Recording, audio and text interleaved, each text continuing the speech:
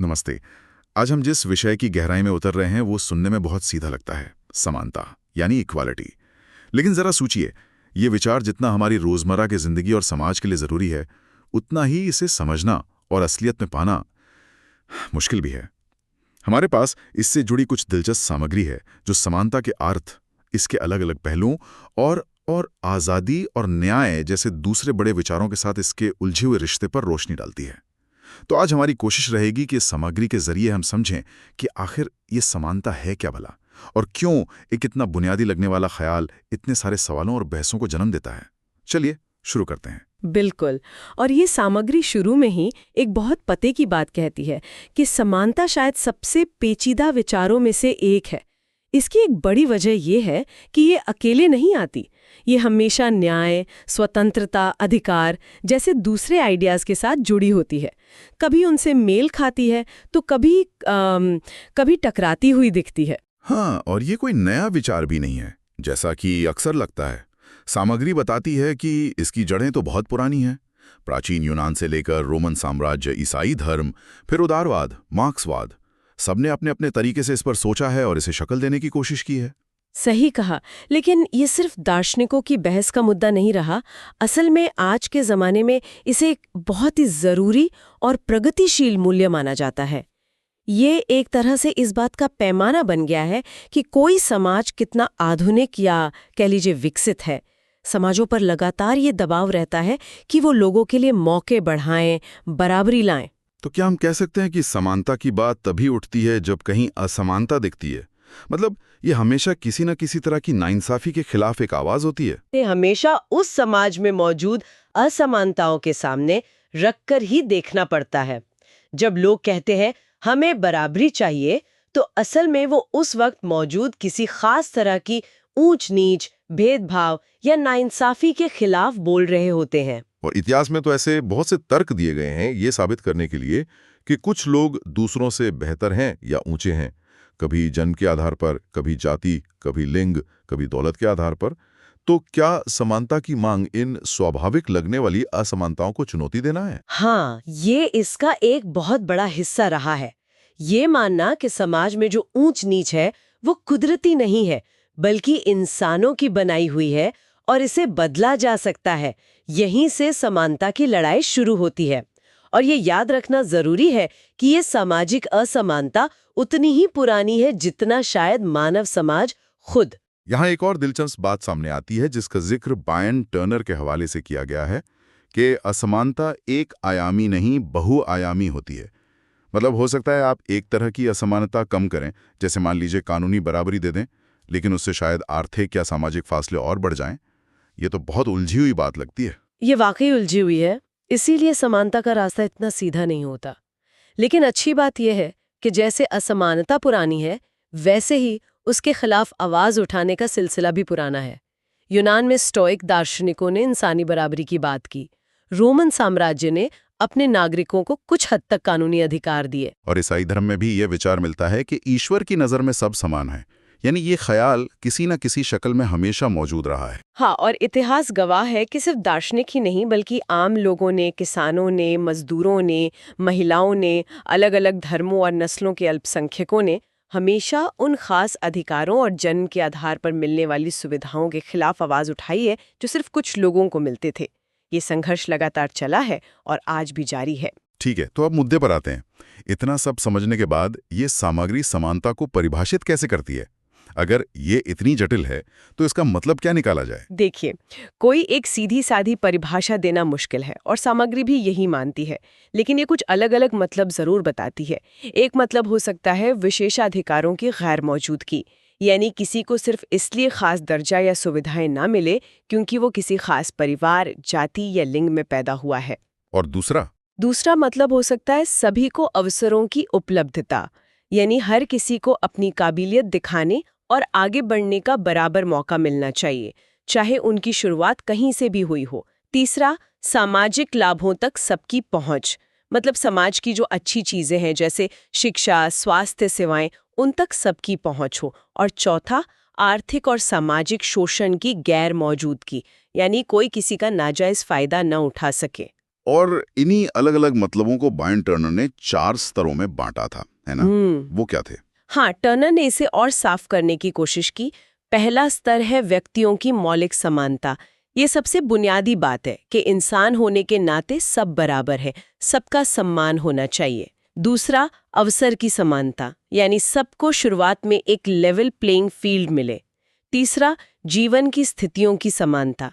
इसका मतलब है कि लोगों के रहने, काम करने, जीने के हालात में बहुत ज़्यादा फर्क ना हो। और चौथा, जो सबसे आगे का स्तर है, प्राप्त परिणामों की समानता, यानी आखिर में सबको मिलने वाले नतीजे भी बराबर हों। यहीं आकर मामला फंसता हुआ लगता है, खासकर चौथे स्तर पर परिणामों की समानता। क्या इसका मतलब है कि सबकी आमदनी, सबकी संपत्ति बिल्कुल बराबर हो जानी चाहिए? क्या ये मुमकिन है? और क्या ये जरूरी भी है? यहीं पर शायद स्वतंत्रता जैसे दूसरे मूल्यों से टकराव शुरू होता होगा। बिल्कुल सही पकड़ा। ये चौथा स्तर सबसे ज्यादा बहस का मुद्दा रहा है और इसे पाना सबसे मुश्किल माना जाता है। कई लोग मानते हैं कि अगर आप नतीजों को बराबर करने की कोशिश करेंगे तो लोगों की आज़ादी छिन जाएगी, मेहनत करने का प्रोत्साहन खत्म हो जाएगा। यहीं पर समानता के अलग अलग प्रकारों या आयामों को समझना जरूरी हो जाता है, जिसके बारे में सामग्री विस्तार से बताती है। हाँ, तो चलिए इन आयामों को एक एक करके समझते हैं। पहला है कानूनी समानता। इसका क्या मतलब है? इसका मतलब है कानून का राज, यानी कानून की नज़र में सब बराबर हैं। किसी के साथ उसकी हैसियत, जाति, धर्म या लिंग के आधार पर भेदभाव नहीं किया जाएगा। सबके लिए एक ही कानून होगा और कानून सबको एक जैसी सुरक्षा देगा। इसे कानून के समक्ष समानता और कानून की समान सुरक्षा कहते हैं। लेकिन इसी में एक और बात कही गई है, तर्कसंगत विभेद, यानी रैशनल डिस्क्रिमिनेशन। ये क्या है? क्या ये समानता के खिलाफ नहीं जाता? हाँ, ये एक बहुत ज़रूरी नुक्ता है। देखिए, कानूनी समानता का मतलब ये नहीं कि हर किसी के साथ हर हाल में बिल्कुल एक जैसा बर्ताव किया जाए। कभी-कभी समाज के कुछ खास वर्गों को, जो ऐतिहासिक रूप से पिछड़े रहे हैं या जिनकी ज़रूरतें अलग हैं, उन्हें ऊपर उठाने के लिए या उनकी मदद के लिए कुछ विशेष प्रावधान करने पड़ते हैं। जैसे महिलाओं या बच्चों के लिए खास कानून या फिर आरक्षण की व्यवस्था। सामग्री कहती है कि अगर ये भेदभाव किसी ठोस और जायज तर्क पे आधारित है, तर्कसंगत है और इसका मकसद किसी पिछड़े हुए समूह को बराबरी पर लाना है, तो इसे समानता का उल्लंघन नहीं माना जाता, बल्कि ये उसे और मजबूत करने का एक तरीका है। अच्छा, ये बात साफ हुई। अब आते हैं दूसरे आयाम पर, राजनीतिक समानता। ये तो सुनने में लोकतंत्र जैसा लगता है, सबको वोट देने का अधिकार, चुनाव लड़ने का अधिकार। हाँ, मोटे तौर पे यही है। राजनीतिक समानता का मतलब है कि देश के सभी नागरिकों को बिना किसी भेदभाव के राजनीतिक प्रक्रिया में हिस्सा लेने का बराबर हक हो। इसमें वोट डालने का अधिकार, मताधिकार, खुद चुनाव लड़ने का अधिकार और कोई भी सरकारी पद संभालने का अधिकार शामिल है। यानी सरकार चुनने और सरकार चलाने में सबकी बराबर की हिस्सेदारी हो। लेकिन क्या हकीकत में ऐसा हो पाता है? सामग्री इशारा करती है कि जिसके पास पैसा है, पहुंच है, जानकारी है, उसका असर राजनीति पर ज्यादा होता है। तो क्या ये राजनीतिक समानता सिर्फ कागज पर रह जाती है? ये एक बहुत बड़ा सवाल है और सामग्री भी इसे मानती है। सैद्धांतिक रूप से सबको बराबर अधिकार मिल जाते हैं, लेकिन व्यवहार में अक्सर ऐसा नहीं होता। जिसके पास ज्यादा पैसा है वो चुनाव प्रचार में ज्यादा खर्च कर सकता है, जिसके सामाजिक संपर्क अच्छे हैं वो नीतियां बनवाने में ज्यादा कामयाब हो सकता है, मीडिया तक किसकी पहुंच है इससे भी फर्क पड़ता है।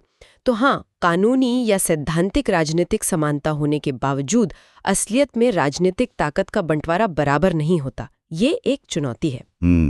अब बात करते हैं आर्थिक समानता की। क्या इसका मतलब है कि सबकी तनख्वाह, सबकी जायदाद बिल्कुल एक जैसी हो जाए? सामग्री तो ऐसा नहीं कहती लगती। नहीं, ज्यादातर विचारक आर्थिक समानता का मतलब परिणामों की पूर्ण बराबरी नहीं मानते, जैसा हमने पहले भी बात की थी, बल्कि इसका जोर इस बात पर ज्यादा होता है कि सबको अपनी बुनियादी जरूरतें पूरी करने और आर्थिक तौर पर तरक्की करने के लिए कम से कम बराबर मौके और साधन मिले, और जो बहुत ज्यादा आर्थिक खाई है उसे कम किया जाए। तो इसके लिए क्या तरीके अपनाए जाते हैं? सामग्री कई तरीकों का जिक्र करती है, जैसे काम करने वालों के लिए न्यूनतम मजदूरी तय करना ताकि उनका शोषण न हो, जो बेरोजगार हैं उन्हें कुछ समय के लिए भत्ता देना, सबको खासकर गरीबों को अच्छी शिक्षा और स्वास्थ्य सेवाएं मुफ्त या कम कीमत पर उपलब्ध कराना, टैक्स का सिस्टम ऐसा बनाना कि अमीरों से ज्यादा और गरीबों से कम टैक्स लिया जाए, प्रोग्रेसिव टैक्सेशन, और समाज के सबसे कमजोर तबकों के लिए खास योजनाएं चलाना।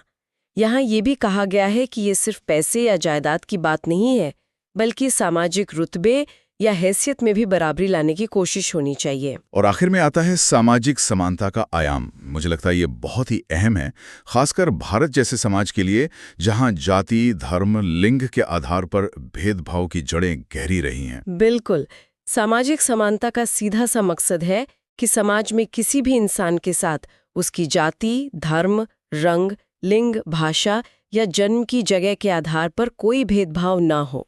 हर किसी को इज्जत से जीने का हक हो और अपनी काबिलियत के हिसाब से खुद को विकसित करने का पूरा मौका मिले। इसमें क्या क्या बातें शामिल होंगी?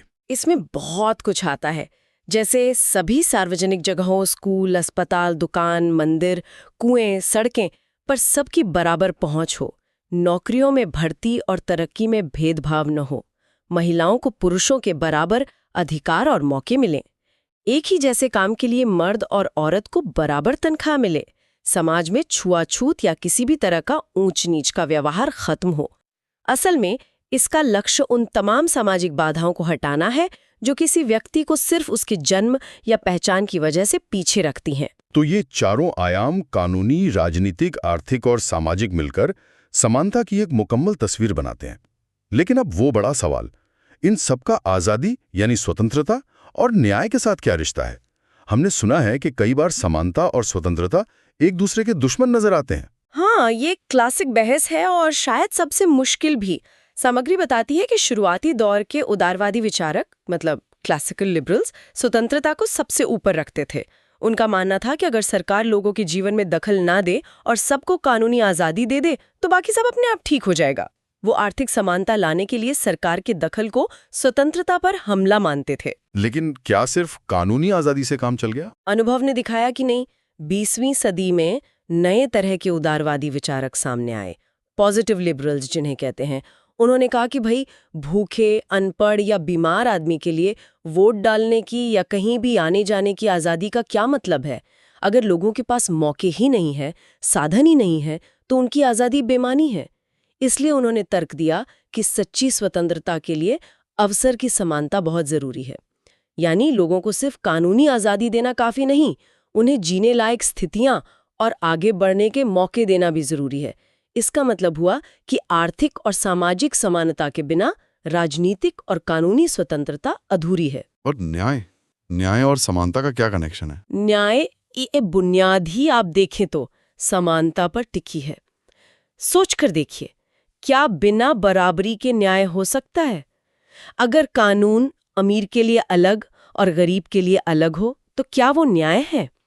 अगर समाज के फायदे और बोझ का बंटवारा बिना किसी भेदभाव के न हो तो क्या वो न्याय है?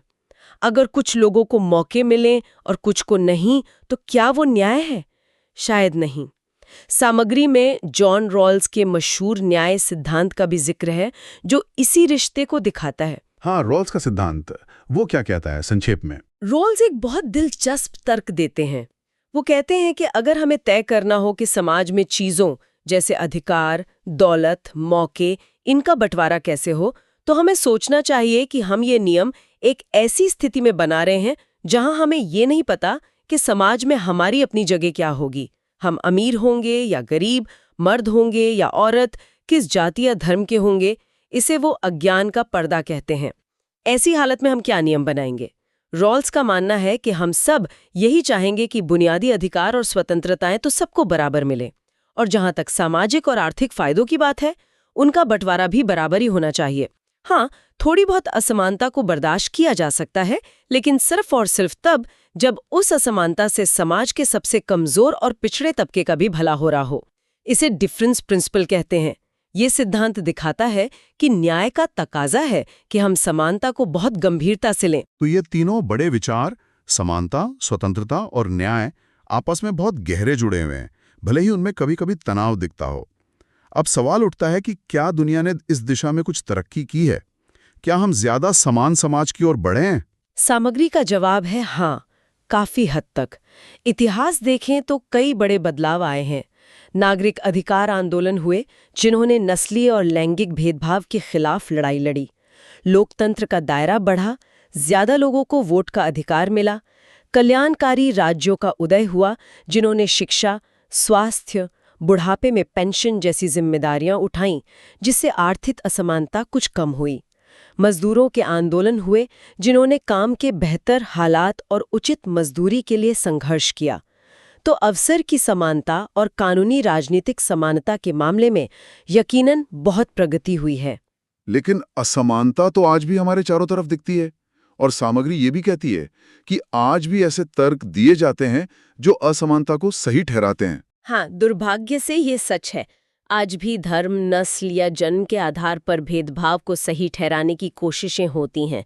सोशल डार्विनिज्म जैसा विचार भी है, जो कहता है कि समाज में वही आगे बढ़ता है जो सबसे योग्य है और इसमें दखल नहीं देना चाहिए।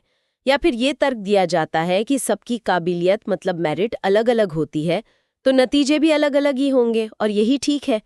कुछ लोग ये भी कहते हैं कि आप समानता के सारे आयाम, अवसर, स्थिति और परिणाम एक साथ हासिल कर ही नहीं सकते, और अगर आप नतीजों की बराबरी लाने की कोशिश करेंगे तो आप लोगों की स्वतंत्रता छीन लेंगे और समाज की तरक्की रुक जाएगी। तो ये बहस लगातार चलती रहती है। सामग्री में एक मार्क्सवादी नजरिए का भी जिक्र है। वो इस पूरी बहस को कैसे देखता है? वो उदारवादी विचारों से कहाँ अलग है? ढांचे में है, यानी निजी संपत्ति और उत्पादन के साधनों जैसे जमीन, फैक्ट्री, इन पर कुछ मुट्ठी भर लोगों का कब्जा। उनका मानना है कि जब तक ये पूंजीवादी व्यवस्था रहेगी, तब तक मालिक और मजदूर का वर्ग भेद रहेगा और सच्ची समानता नहीं आ सकती। इसलिए उनका समाधान है निजी संपत्ति को खत्म करना, उत्पादन के साधनों को समाज की संपत्ति बनाना और एक वर्गहीन क्लासलेस समाज की स्थापना करना। उनका लक्ष्य सिर्फ अवसर की समानता नहीं, बल्कि सामाजिक स्थिति, काम और वेतन में वास्तविक समानता लाना है। लेकिन क्या ये तरीका कामयाब रहा जहां इसे आजमाया गया? सामग्री इस पर भी एक टिप्पणी करती है।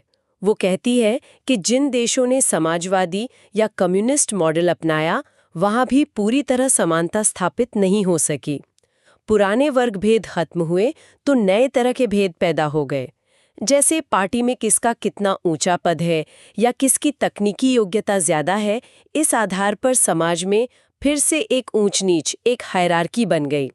ये दिखाता है कि समानता का लक्ष्य हासिल करना कितना मुश्किल है, चाहे रास्ता कोई भी चुना जाए।